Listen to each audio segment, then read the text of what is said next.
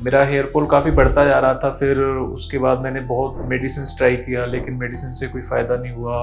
कभी किसी ने कोई ऑयल बताया, कभी किसी ने कोई ऑयल बताया। मैंने सारी चीज़ें ट्राई करके देखी, बट मुझे फ़ायदा नहीं हुआ। तो मुझे क्यूएसटी क्लिनिक के बारे में बताया। मैंने यहाँ के रिजल्ट्स देखे, मैंने प्रोफाइल्स देखी, यूट्यूब पे देखा, इंस्टा पे देखा, तो मुझे रिजल्ट्स बहुत अच्छे लगे। जैसा कि मैंने देखा कुछ अच्छे सेलिब्रिटीज़ हैं, वो भी यहाँ से हेयर ट्रांसप्लांट कराए हैं। जैसे one of the most notable celebrity Rajpal Yadav और दया, जो सीआईडी में दरवाज़ा तोड़ते हैं। हाय, आई एम चौधरी चंद्रकांत। मैं यहाँ क्यूएसटी क्लिनिक में आया हूँ अपना हेयर ट्रांसप्लांट कराने के लिए, और मैं फिरोजाबाद से आया हूँ, उत्तर प्रदेश। मेरी एज 26 ईयर्स है और मेरा हेयर फॉल काफ़ी बढ़ता जा रहा था। फिर उसके बाद मैंने बहुत मेडिसिन्स ट्राई किया, लेकिन मेडिसिन से कोई फ़ायदा नहीं हुआ। कभी किसी ने कोई ऑयल बताया, कभी किसी ने कोई ऑयल बताया। मैंने सारी चीज़ें ट्राई करके देखी, बट मुझे फ़ायदा नहीं हुआ। तो मुझे क्यूएसटी क्लिनिक के बारे में बताया। मैंने यहाँ के रिजल्ट्स देखे, मैंने प्रोफाइल्स देखी, यूट्यूब पे देखा, इंस्टा पे देखा, तो मुझे रिजल्ट्स बहुत अच्छे लगे। जैसा कि मैंने देखा कुछ अच्छे सेलिब्रिटीज़ हैं, वो भी यहाँ से हेयर ट्रांसप्लांट कराए हैं। जैसे one of the most notable celebrity Rajpal Yadav और दया, जो सीआईडी में दरवाज़ा तोड़ते हैं। तो मैंने ऐसे कुछ लोगों के देखे थे, मुझे बहुत अच्छे रिजल्ट, एकदम आउटस्टैंडिंग रिजल्ट। तो उनको देख के मुझे लगा कि हाँ, मैं भी ऐसा हो सकता हूँ और मैं भी एक अच्छी पर्सनालिटी पा सकता हूँ अगर मेरे भी हेयर दोबारा से ग्रो हो जाएं। और मेन चीज़ रहती है कि आप हेयर ट्रांसप्लांट तो कहीं से भी करा लीजिए, बट एक क्वालिटी मैटर करती है। और दूसरी एक चीज़ होती है इसमें, एक सर्वाइवल रेट, जो आपका ग्राफ्ट रहता है उसका सर्वाइवल रेट। तो आप कहीं से भी करा लेंगे, हेयर ट्रांसप्लांट तो हर जगह से हो जाएगा, बट जो क्वालिटी है, सर्वाइवल रेट है, वो सब मैटर करता है। तो क्यूएसटी बहुत अच्छा क्लिनिक है, बहुत बेस्ट क्लिनिक है और काफ़ी टाइम से इस फील्ड में है। जहाँ तक मुझे पता चला है, पिछले 15-16 सालों से क्यूएसटी क्लिनिक काम कर रहा है और अच्छे रिजल्ट्स हैं। अच्छा, मतलब लोगों का सपोर्ट भी रहता है, डॉक्टर्स अच्छे हैं, पूरा टाइम टू टाइम आपको ओवरलुक करते रहेंगे।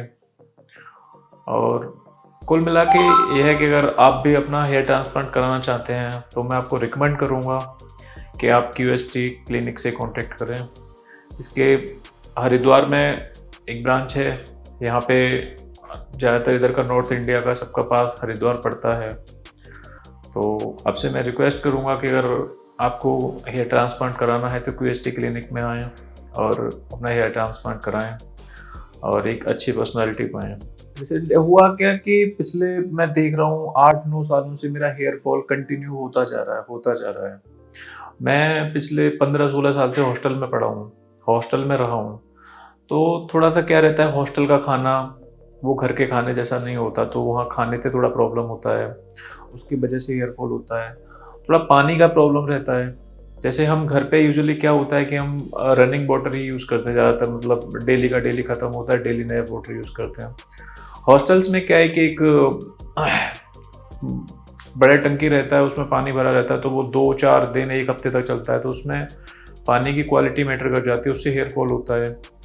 और सबसे बड़ा फैक्टर फिर ये रहा कि पढ़ाई का मैटर, कि जब तक जॉब नहीं लग पा रही थी तो मैं कंटिन्यू अपनी पढ़ाई पे फोकस था, तो उससे भी स्ट्रेस होता है।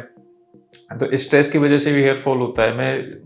मेरा मानना है ऐसा, क्योंकि उससे एक तो खाने पीने की आपकी जो डेली लाइफ होती है वो काफ़ी डिफरेंट हो जाती है। आप कब खा रहे हैं, कब उठ रहे हैं, कब जाग रहे हैं, वो सब मतलब पूरा सिस्टम गड़बड़ हो जाता है, जैसा मेरे साथ रहा है। और फिर जब जॉब मिली तब वो स्ट्रेस खत्म हुआ, लेकिन जॉब जब मिली जब पूरे बाल चले गए। तो ये भी एक मेन फैक्टर है कि स्ट्रेस भी होता है, उससे भी बाल जाते हैं। उसमें खाना पीना सारी चीज़ें मतलब डिस्टर्बेंस हो जाती हैं, तो डिस्टर्बेंस होने से ही बाल जाते हैं। और फैमिली का ऐसा है कि थोड़ा एक जेनेटिक करेक्टर का भी रहता है, कि जेनेटिक करेक्टर है तो उससे भी बाल जाते हैं। जैसे मेरे फादर हैं, तो मेरे फादर का मतलब एकदम से बाल्डनेस तो नहीं आई, लेकिन डेंसिटी कम होती चली गई। टाइम के साथ डेंसिटी कम हुई, तो वो जेनेटिक करेक्टर भी है। उस हिसाब से मेरे भी देखिए डेंसिटी काफ़ी कम हुई है। ऐसा नहीं कि एकदम से बाल्डनेस नहीं आई है कि एकदम से बाल्डनेस आई हो, बस ये है कि डेंसिटी कम हुई है। और कुछ मैटरनल रिलेशंस जो होते हैं वो भी मैटर करते हैं। जैसे मेरे मामा लोग हैं, मामा लोगों के भी बाल गए हैं, उन लोगों के बाल काफ़ी कम हुए हैं, तो वो भी एक मैटर होता है। तो जेनेटिक करेक्टर मैटर करते हैं, जेनेटिक करेक्टर, स्ट्रेस, खाना पीना, आपकी डेली लाइफ, ये सारी चीज़ें मैटर करती हैं। बहुत सारे लोगों ने मुझे बताया कि अगर आप हेयर ट्रांसप्लांट में जाते हैं उसमें बहुत सारा खर्चा होता है, बहुत प्रॉब्लम्स भी आती हैं, वो एक सर्जरी है और जिसमें रिस्क भी है कि आपका स्कल्प खराब भी हो सकता है, प्रॉब्लम्स भी आ सकती हैं, कुछ भी हो सकता है। बट मैंने सोचा कि वही बेटर है। मुझे बिक्स का और पैच का, उनके बारे में मैंने तमाम वीडियोस देखे थे, लेकिन वो मुझे स्टेबिलिटी नहीं लगी उस चीज़ में। और उसकी प्रॉब्लम भी थी कि जैसे कि पैच को हम अपने स्कल्प पे फिट करते हैं, तो जब जब हम सर्विसिंग कराएंगे ना, जब जब पैच की सर्विस होगी, तो पैच को हटा देना, वो कुछ बाल लेके ही हटेगा, वो बगैर बाल लेके नहीं हटेगा। तो आप कंटिन्यू 1 साल 2 साल तक पैच रखेंगे तो जितने ये बाल है ना, ये पूरा आपका एरिया बिल्कुल खाली हो जाएगा, मतलब बहुत बेकार हो जाएगा।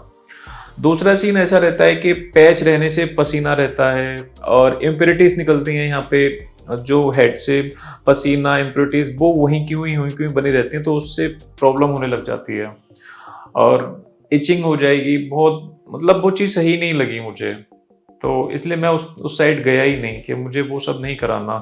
और मेन चीज़, मैं स्टेबिलिटी पे, नेचुरलिटी पे बिलीव करता हूँ। हेयर ट्रांसप्लांट बिल्कुल नेचुरल है, स्टेबल है, अच्छा है।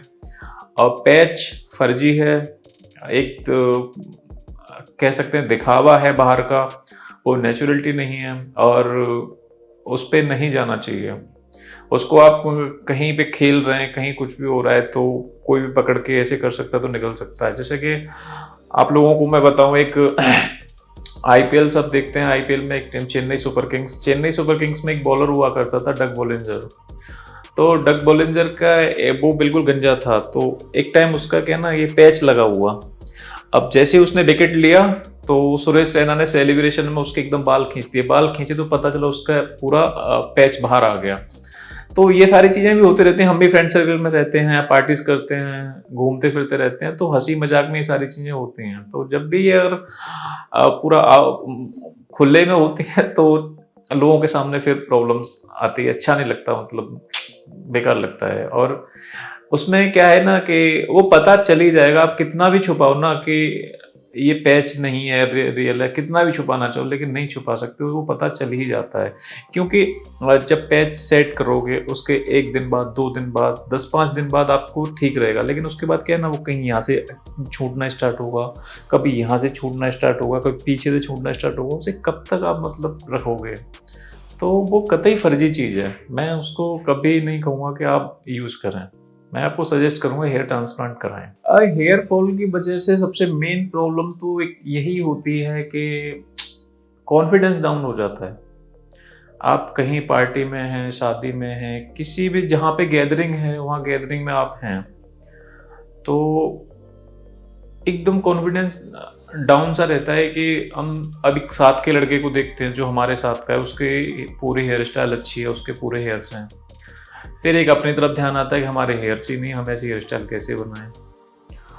दूसरी चीज़, जब जब मैं सैलून में जाता हूँ हेयर कटिंग के लिए, तो हमेशा मेरी ख्वाहिश रहती है कि अच्छी हेयर स्टाइल करूँ, एक अच्छी हेयर स्टाइल करूँ, बट हेयर ही नहीं है तो हेयर स्टाइल कहाँ से करूँ?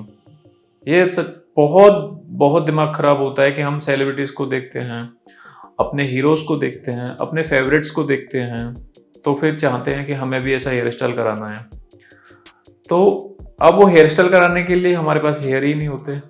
हम सैलून में जाते हैं, सैलून वाला उल्टा बोलने लग जाता है कि भाई आपके हेयर ही नहीं है, भाई आपके यहाँ हेयर नहीं है, यहाँ हेयर नहीं है, पीछे यहाँ हेयर नहीं है, आपकी डेंसिटी बहुत कम है, आप ये हेयर स्टाइल रखेंगे तो अच्छे नहीं लगेंगे।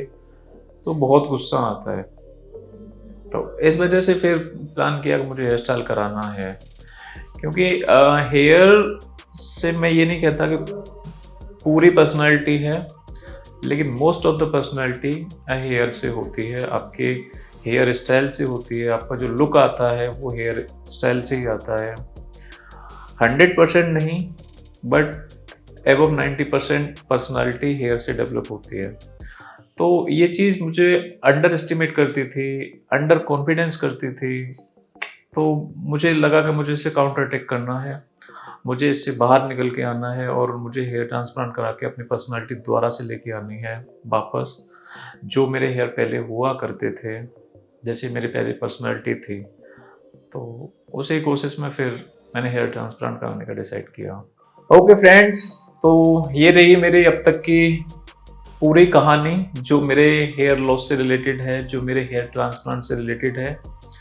और नेक्स्ट आपसे फिर मिलता हूँ जब अपने हेयर ट्रांसप्लांट के बाद अपने हेयर ट्रांसप्लांट रिजल्ट्स को लेके क्या प्रोग्रेस रहेगी, कैसे रिजल्ट्स आएंगे, आपसे फिर साझा करता रहूँगा, आपको बताता रहूँगा और आपको कॉन्फिडेंस देने की फुल कोशिश करूँगा कि अगर आप भी हेयर लॉस से परेशान हैं, अगर ऐसा है तो आप भी हेयर ट्रांसप्लांट की तरफ आएँ और पैच या ऑयल के भरोसे ना रहें।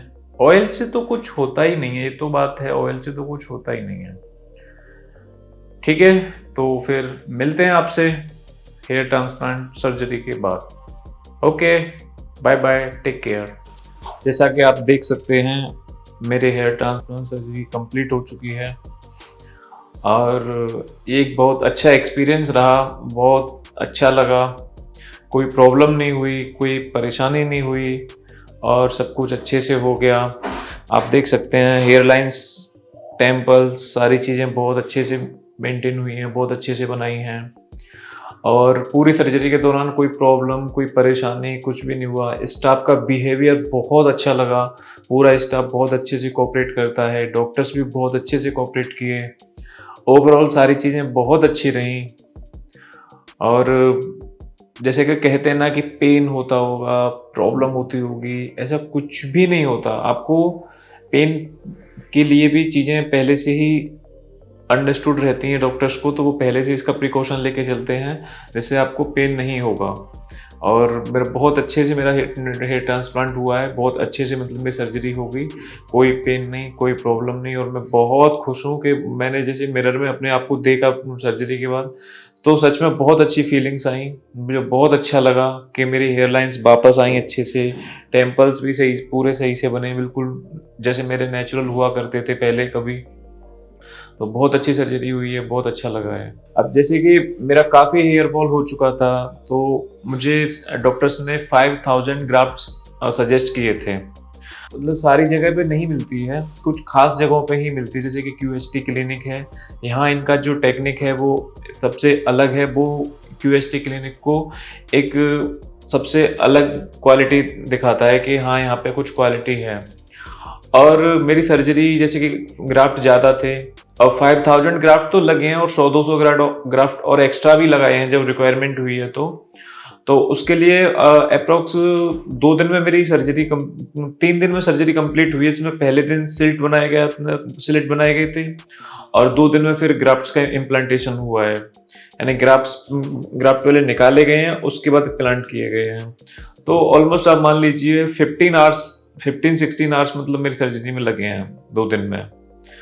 और उसके बाद ग्राफ्ट का ऐसा नहीं है कि अगर हमने एक बार जो बोला, जैसे कि मेरे 5000 ग्राफ्ट थे तो 5000 ग्राफ्ट से अगर एक्स्ट्रा ग्राफ्ट कुछ लग रहे हैं, अगर नीड है तो उसका अलग से चार्ज लगाया हो, ऐसा कोई चार्ज नहीं है।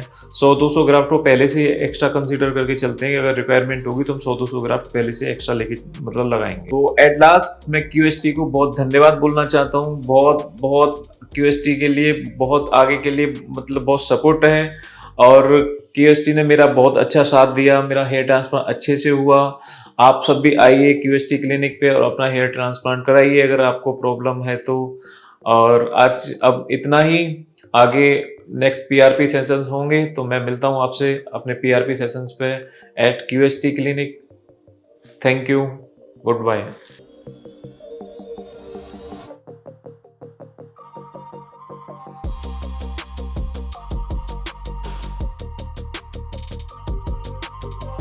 हेलो फ्रेंड्स, अगर आपने अभी तक हमारे चैनल को सब्सक्राइब नहीं किया है तो प्लीज इस वीडियो को लाइक कीजिए, शेयर कीजिए और हमारे चैनल को सब्सक्राइब कीजिए। और ध्यान रहे बेल आइकन दबाना ना भूलें, जिससे हमारे हर वीडियो का अपडेट आपको समय समय पर मिलता रहेगा।